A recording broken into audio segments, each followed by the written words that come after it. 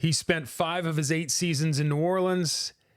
He was an All-American out of Oregon, and he was one of the Saints' coveted first-round picks. He is Alex Molden.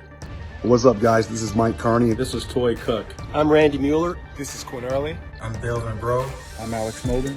I'm Jake Cup, and this is Life of a Saint. And this is Life of a Saint.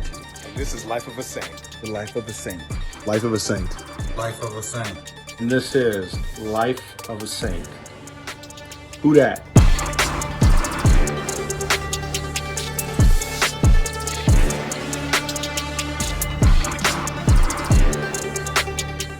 Alex, great to speak with you. Let's start back at the beginning in the playground days. When did you realize that you were just more naturally gifted physically than the guys around you? You're going way back, okay? you know, it's funny. It's when it really kind of hit me. It was during I was living in Germany. Okay. And wow. you know, my dad is in the military, or he was in the military, and we was living in Germany, and we were kind of new to the area, and we lived on base, but we did a lot of stuff with the other bases in Germany.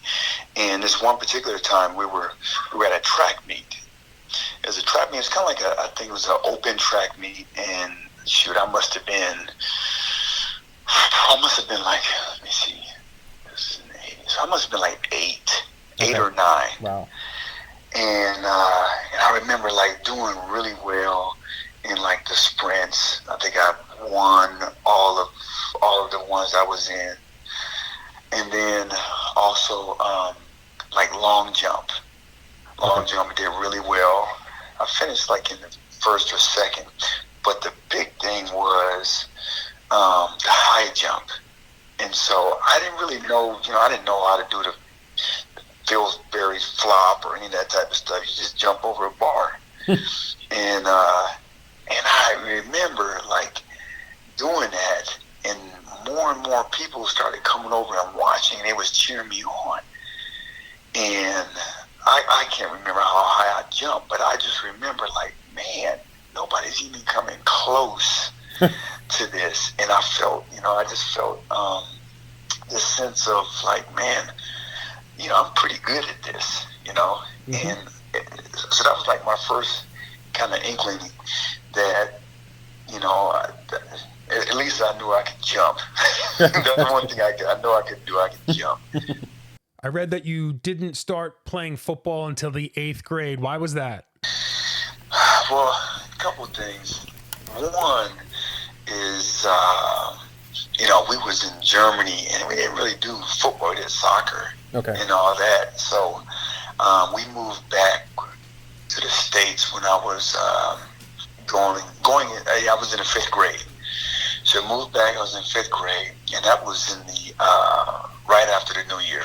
Mm-hmm. So I missed football season in 5th grade year, and then 6th grade, I really didn't. I mean, the only time I played football was, just out the street with the fellas. Right. Like nothing organized, not even flag. We just played. And so I really didn't understand. I didn't know a whole bunch. So I missed 6th grade, and what really kind of, when I mixed that 6th grade year, as I remember, I was in middle school, and the guys were coming, and they would bring their helmets and shoulder pads to school, because right after school they had practice. And I thought that was so cool that, they had helmets and they had shoulder pads. and there was a bunch of them, right? It was like, it's a team. And I was like, man, that is so cool. And they put their stuff in their locker, and it was something about the camaraderie that they all had and they shared that I really, I wanted that. Gotcha. And so I missed it that year, and that's when it really kind of got on my radar. Like, man, I didn't even watch them play. I just knew they had helmets and shoulder pads. Pretty cool. So So then, like the next year, okay, cool. I'm going to play. What's up? Well, what happened my 7th grade year is my grandmother had passed away, and it was right around in the summertime, in like, you know, the cutoff date, or so there was just something about the cutoff date where we went up to Detroit. That's where I'm originally from, and went there, and you know, attend the services and whatnot, and then coming back, I had missed the cutoff date, so I couldn't play. So I missed the 7th grade year. So in the 8th grade year, okay, this is it. Well, by the time I was in the 8th grade, my parents had divorced, and you know, just one source of income. So you know, I couldn't do what all the fellas was doing. You know, with the I guess it was Pop Warner. Or at least the paid point part of it, I went through the Boys and Girls Club, or excuse me, the Boys Club back then. So because that was free, you know, so that was free. So I was able to play with the Boys Club. Where, well, you know, I remember 8th grade year, and we had one coach. One. He was the head coach. He was the defense coordinator. He was the offense coordinator. We had one coach. Got it. And you know, of course, you know, we lost every game, but I had so much fun. I had so much fun. That didn't deter me. I didn't care about wins or losses. Man, I just wanted to play. Got it. And so that was my first real taste of organized football. So you finally got yourself on the field late in grade school, worked your way through high school, obviously successful, landed yourself in Oregon. What made you pick Oregon? Man, there's a couple different things. It was like, number one, like how they recruited me. They was, and in particular, it was Coach Zumbucos. But Coach Zoom, he was offensive line coach, but he recruited that area, you know, in Colorado. And just how he recruited me, man, it was he was a good man, you know, he's a good person, he still is. And, you know, he would always, you know, ask, you know, about my mom. If she picked up the phone, you know, they always talked, but he would always ask about my mom. He always asked about my brother, and then we'll talk. And he was just an up and up person. You know, he had great integrity. He was just he was a great communicator, and I really respected him. You know, he didn't sugarcoat anything like a lot of other schools did. He told me what University of Oregon could do, you know, the opportunity they have for me, and always about school, and always about graduating. Nothing about playing in the NFL, not even close to that. Okay. So, yeah, just how he recruited me. So that was one thing. Another thing how I went to Oregon is at the time my mom had remarried, and you know, she was, you know, in an abusive relationship, and there was a couple of times where me and at the time my stepdad, like, we got into it, like fist fight. Okay. And so that happened a couple of times, and one, I had to get a restraining order put on me. And I just, you know, in my mind, you know, at the time Colorado was recruiting me too, and I just kept picturing if she was going to stay in this relationship, I would be up in Boulder, and then I get a phone call, and then, you know, number one, you know, something happened to my mom, or, you know, and I'll jump in the car and I'll just be racing home with just fire in my eyes. And I just didn't want to, you know, to deal with that. I didn't want to have that on my mind. So that was another, like, big, like, I needed to get out of state. I would have loved to go to Colorado. They was just won a national championship, but, you know, I just needed to get away, to grow up, you know. Gotcha. And you know, Pac-10, there was a, you know, NFL style, throw the ball around instead of like being in the Big 8. Right. So with those three things, I was like, okay, now, Oregon, there's a chance for me to go there and play early, especially if I redshirt. And yeah, it worked out. You're clearly no stranger to adversity, so take me through what it's like as a player going through a pretty major knee injury. Oh, man.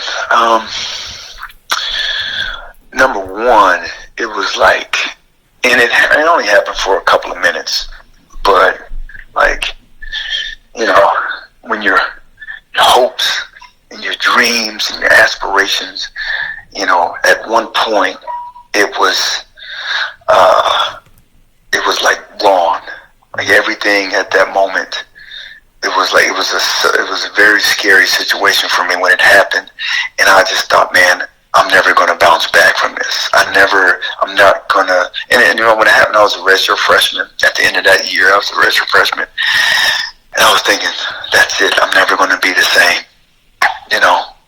I'm never going to be the same. And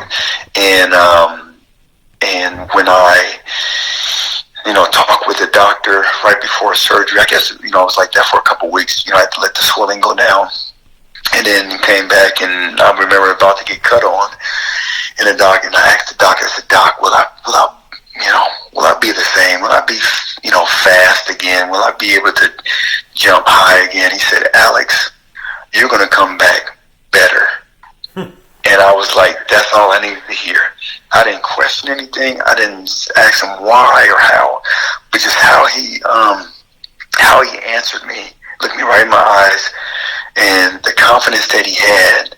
That's all I needed to hear. And he did tell me it's going to be some work. You're going to be patient, and you're going to have to listen to the trainers and everything. But it was a devastating injury. But because of that, it was a blessing in disguise, because I learned how to run.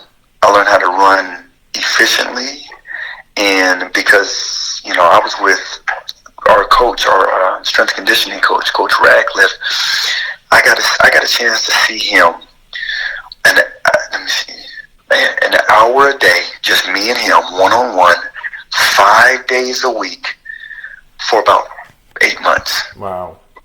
And he's and I didn't know this at the time, right? But he's world renowned. Like, he puts on speaking seminars. He puts on about jumping and plyometrics, and about sprinting, and about just overall performance training.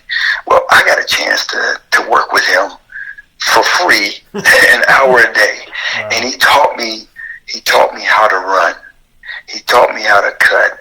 He taught me how to jump. And it was all about making me a better athlete. We didn't do any type of backpedaling. We didn't do any of that skill work. But what we did do is, a ton of performance stuff to get me back and even better than what I was before. Mm-hmm. So it was, and I had no setbacks. I think the only setback really I had was I came back within 9 months. But when you have when they replace your ACL with a third of your patellar tendon, then I guess the only side effect is you're going to have tendonitis. Gotcha. And so I had to deal with that for my whole sophomore year. But I learned how to watch film. Before, I would just go out there just off athleticism. I would watch film, I guess. But that year I wasn't able to participate in spring football, and then because I knew I wasn't the same athlete, even though I was playing and starting, I wasn't the same athlete. So I had to watch more film than the other guys because I was missing something, athleticism-wise, quickness, reaction. So I had to watch more film to get another step up. Gotcha. on the competition. So if you had to put a name on it, who do you think was the biggest reason you made it to the NFL? If I had to pick one person, it would actually have to be Coach Radcliffe. Okay. Yeah, our strength and conditioning coach, because, like I said, he got me back to before I got hurt.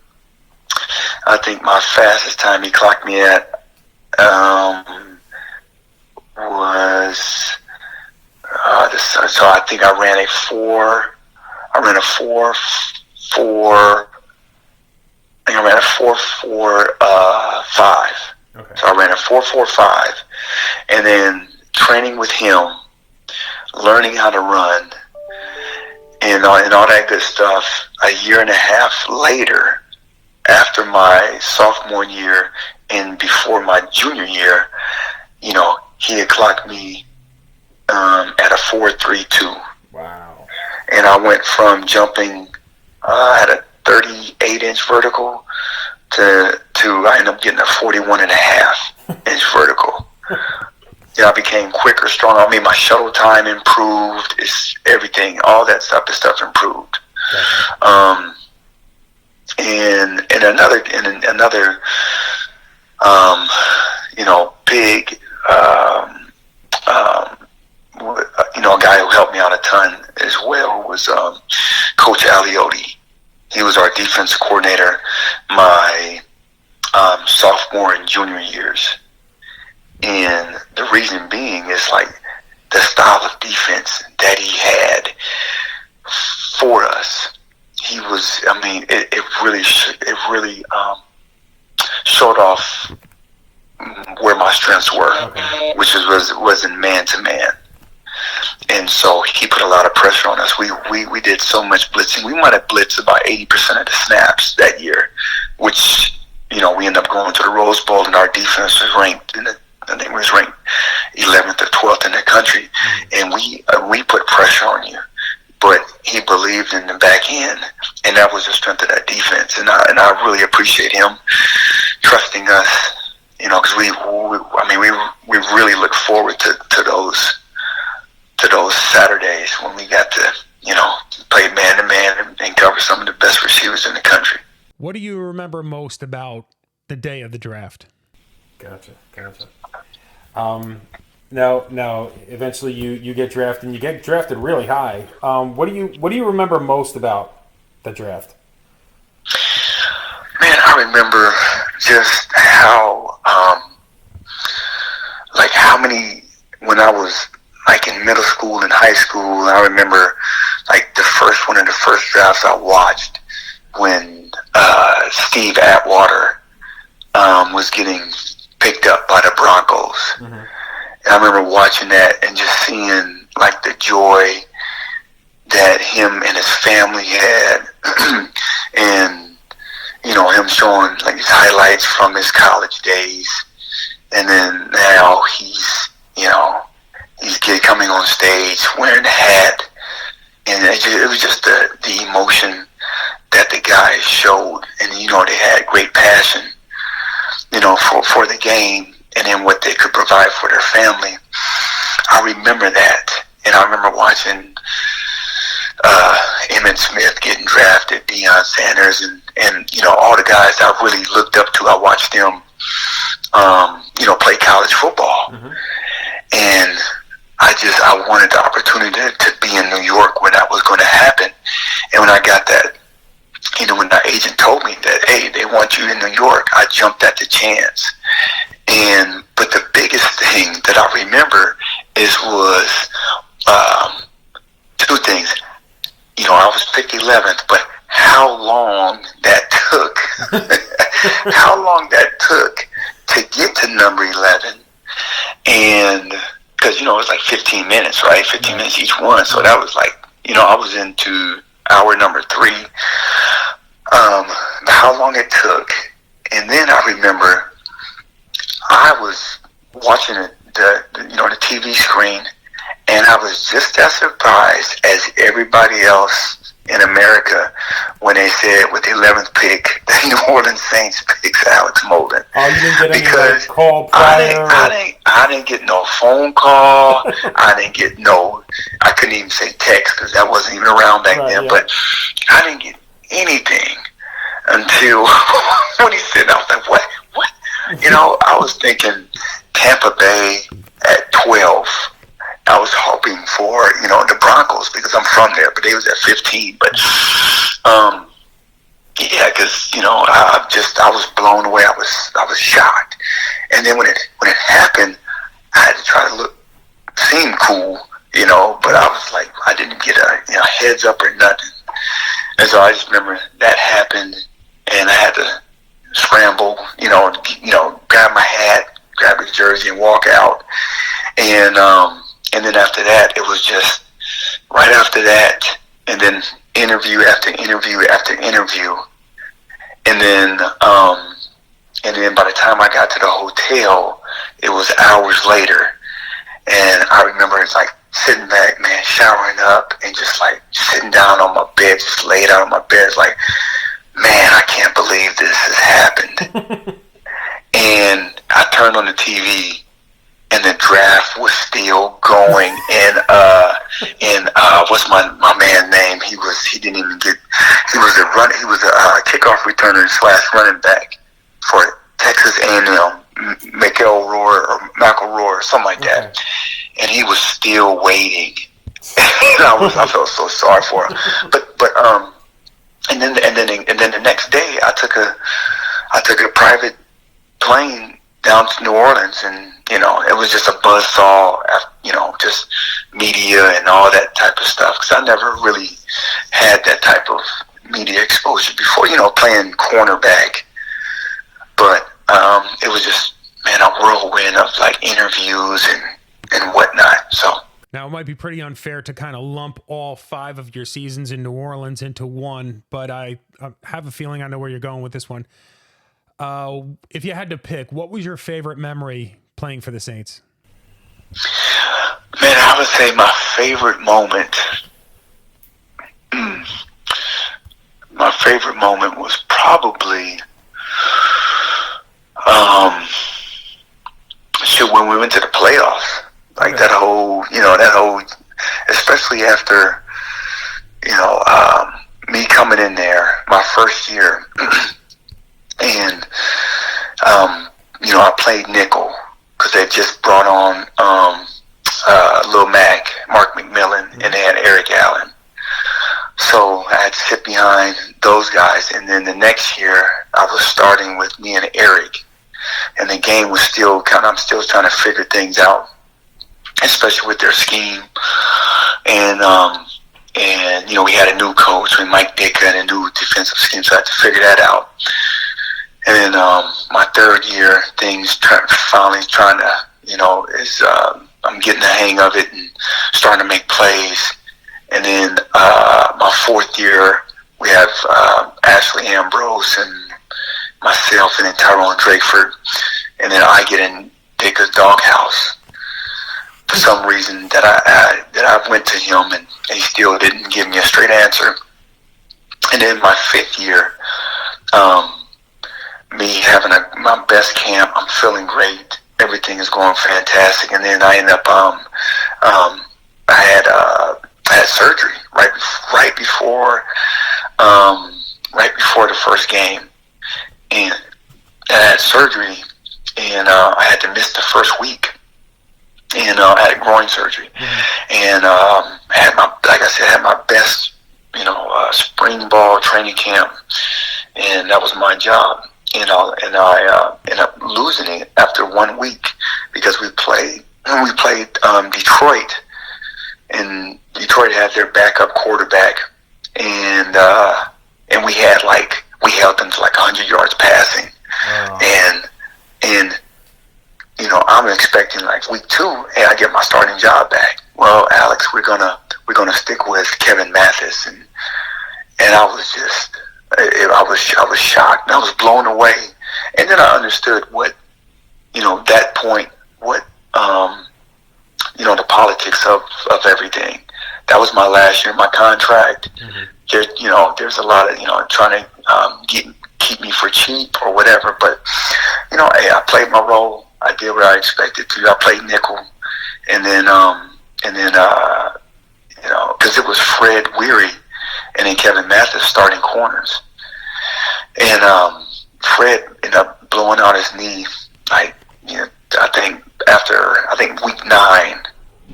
and so I was back into my starting position, and I had a hunger like I've never had before, and I ended up having my best year, even though it was, for most of it I was playing nickel.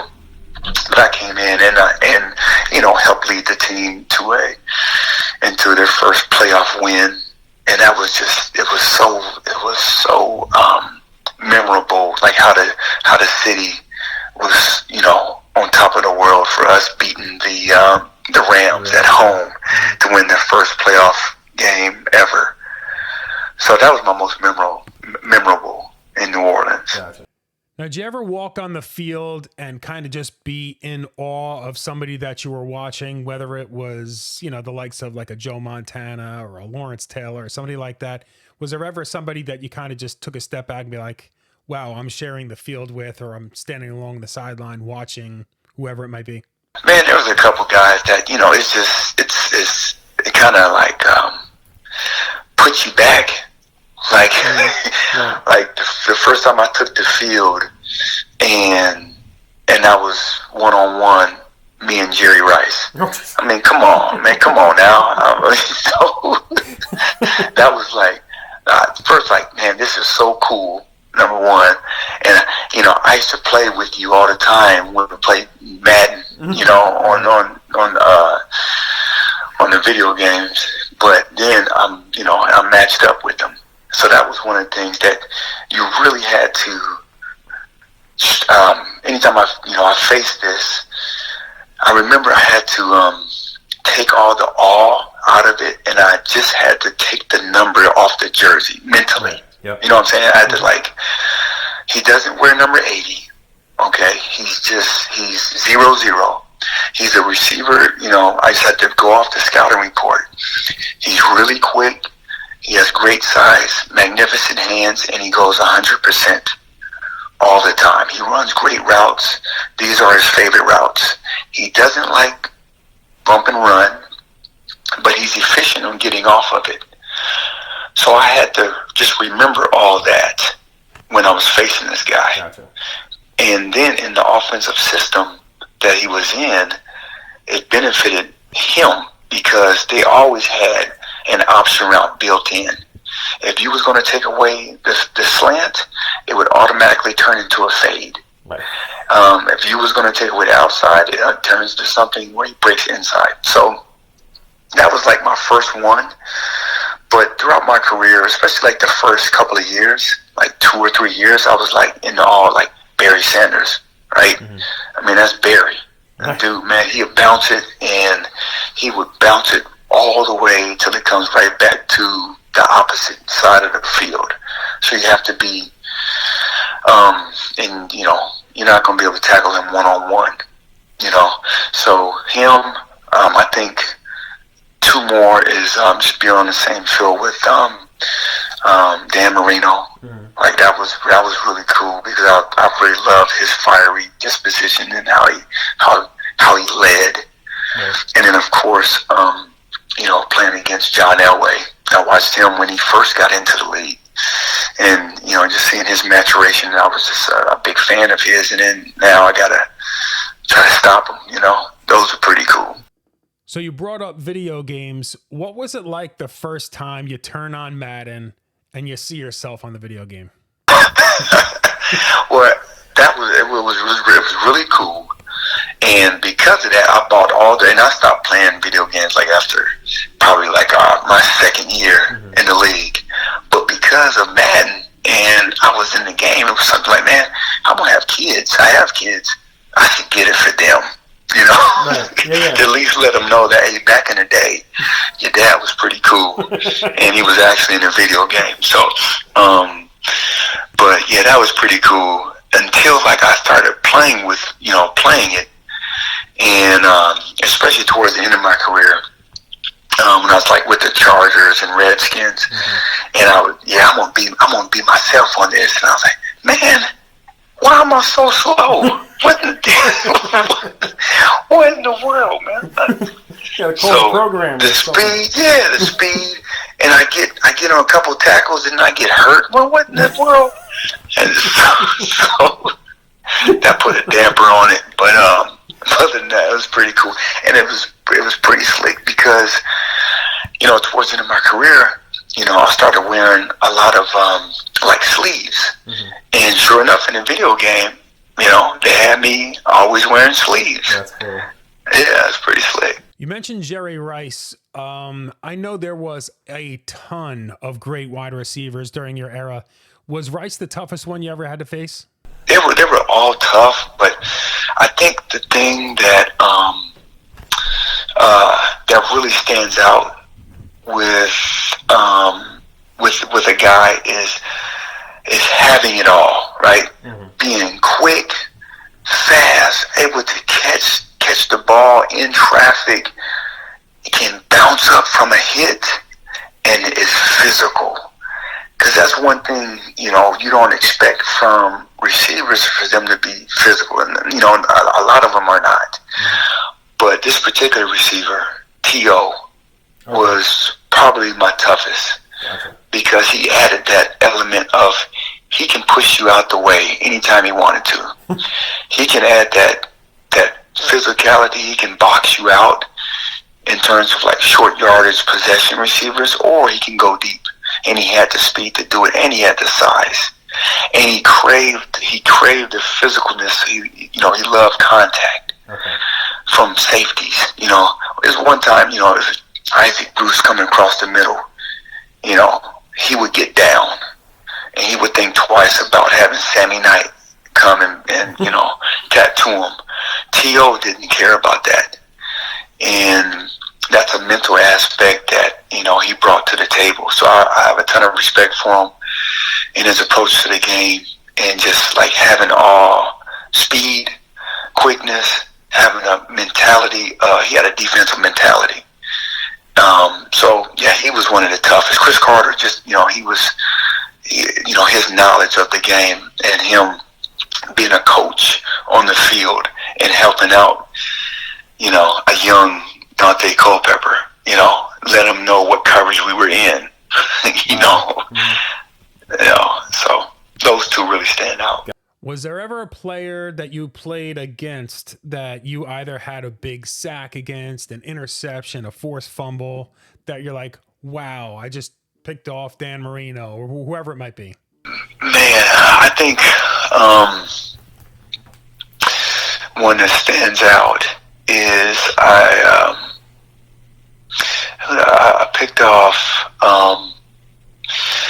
let me see. It was, I think it was a Troy Aikman. Okay. I think it was Troy. It might have been Troy Aikman. I got a chance to pick him off. Another one is Drew Bledsoe, and it was down in the red zone. Down in the red zone, and it was just us knowing tendencies. Like football, man, at that level, it comes down to tendencies and watching film and believing in it. And when you see something, jumping it, because you get only small, limited opportunities to where where their strengths are, and you got to take that away, or it's going to be a big play. It's either going to be a big play for you, or it's going to be a big play for them. And their big play down in the red zone was skinny post. That was part of their offense, and both of them, with Drew Bledsoe's, the Patriots, and then with the Dallas Cowboys. So for me to see that and then take that away, that was pretty cool. So Alex, what are you up to these days? Man, these days I'm up here in Portland, Oregon. We moved up here after my days in San Diego. We figured, my wife, her family's from up here. It's closer to my Ducks. When we moved up here 11, 12 years ago, and it's closer to Nike. And I just knew I was going to be doing something, for Nike. And so we blindly moved up here, and so I've been up here. I've been working as a performance trainer for Nike for the past 11 years. And so from that, with performance, because like, my days with Oregon and working with Coach Radcliffe, it really how he inspired me and how he showed me at the depths of where I was with that knee injury, and then him building me back up. It really, like, I wanted to do that. I wanted to show people, like, with the proper training regimen, you can reach all the goals that you ever want to, whether it's weight loss, whether it's getting ready for the NFL Combine, which I do. I train athletes to, just being a better version of yourself. That geared me towards doing what I'm doing now, and I do it, whether it's online with performance training online. I have a website and a training app. So I've been doing that for the past 11 years, and just recently, for the past 2 years, I've been doing motivational speaking for the corporate world, in terms of team building, team building and company culture.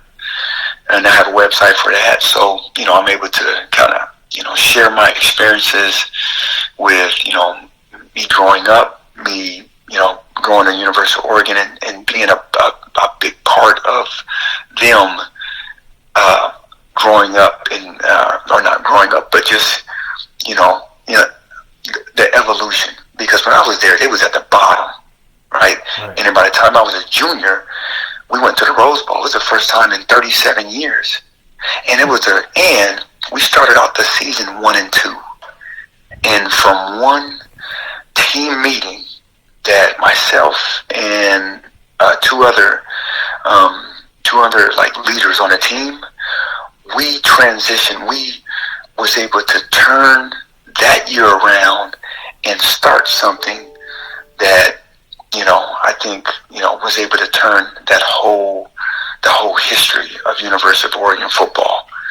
And it started with just a meeting, and it was a player led only, and I was part of that. Gotcha. And so I love sharing that story, and I've been sharing that with different companies such as Nike, of course, but Microsoft and the Boys and Girls Club and other companies. I've had the privilege to talk with them and their leaders, about the concept of team and aligning themselves, and how we did it at the different, I have systems that I've taken from back at Oregon, back in, with the Saints and the Chargers and the Lions, and I've been a part of some good teams and some bad teams, some good leadership, some good coaching, and some bad coaching.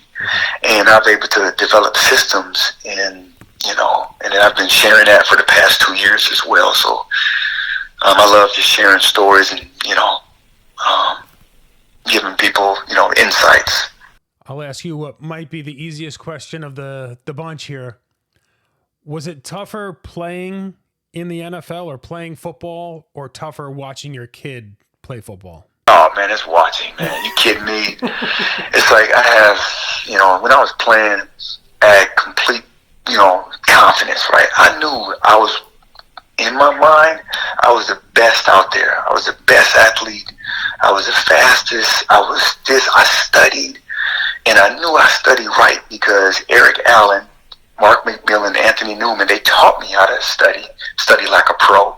And then even when I was with the Chargers, with Junior Seau, Rodney Harrison, I learned even more techniques on being a better pro and prepping yourself. And so, every time I touched the field, you would study and do all that stuff, take the little quizzes that you would take, but the big test came on Sundays, and you was ready. Well, now, I got two sons up in college right now. One is a senior. He plays at Western Oregon. Okay. Isaiah, and then Elijah, at UW, he's a sophomore. And so now I'm looking, and I'm like, hopefully he's done his homework. He's done it. I know it's his body and his speed and all that good stuff, but that's a small part of it. it's all about the prep work to get yourself ready to make plays. And then, as a dad, I'm like, man, not like my wife. My wife is always, oh, hope he doesn't get hurt. Don't get hurt.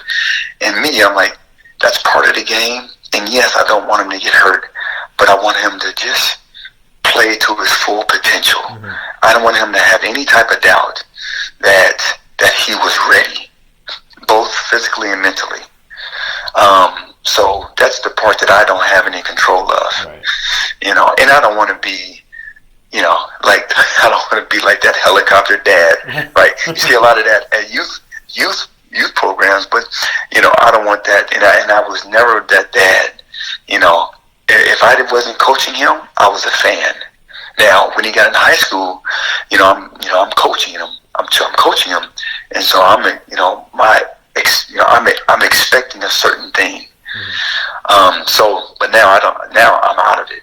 And I just got to trust and believe that Coach Lake, his DB coach and defense coordinator, is prepping these guys and putting them in the best situations, which I know he is. So it's different, yeah. Gotcha. But I get my stomach get all achy and kind of feel all nervous.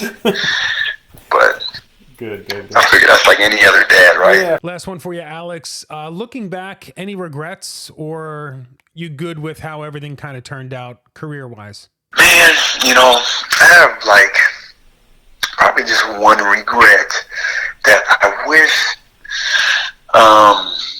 that I didn't get injured. Mm-hmm. Especially when I was with the Chargers, because that kind of had a snowball effect. I ended up tweaking my knee my first year there, which was my 6th year, mm-hmm. and I practiced I did a terrible technique, and I paid the price. And so that kind of started a snowball effect in terms of like my knee. I had to get arthroscopic surgery. It took a part of my cartilage away, and that I really never rebounded after that. Then later on that year, my ankle. And so then the next year I had to get shot up every game with Toradol so I can be able to reach my incentive, my playtime incentives. And then by my 8th year, my body I just didn't feel the same. And then I started playing the game. I never thought about money. I never thought about that. I just I want to be there for my teammates and just reach my full potential, both personally and then as a team. Mm-hmm. But by that 8th year, I felt like I knew I was playing like I was playing for the money. Okay. And that's a bad way to stay motivated. It's playing for the check. Right. And I just felt, at that time, it was I was playing for that, and I hated it. And then I always wanted to play for the love of it. Right. But because the way my body felt, the concussions that would come and the headaches that would come, along with my ankles and my knees, just the way that they felt, and I just wasn't the same, and I started thinking and playing for the money, and you never want to be like that as a pro athlete, because if that's the only thing that's motivating you, that's not going to last. There you have it, the 27th New Orleans Saint interviewed on this podcast. Alex Molden, thank you so much for the time. Thank you to everyone that stuck this one out. Who dat, everybody. We'll see you on the next one.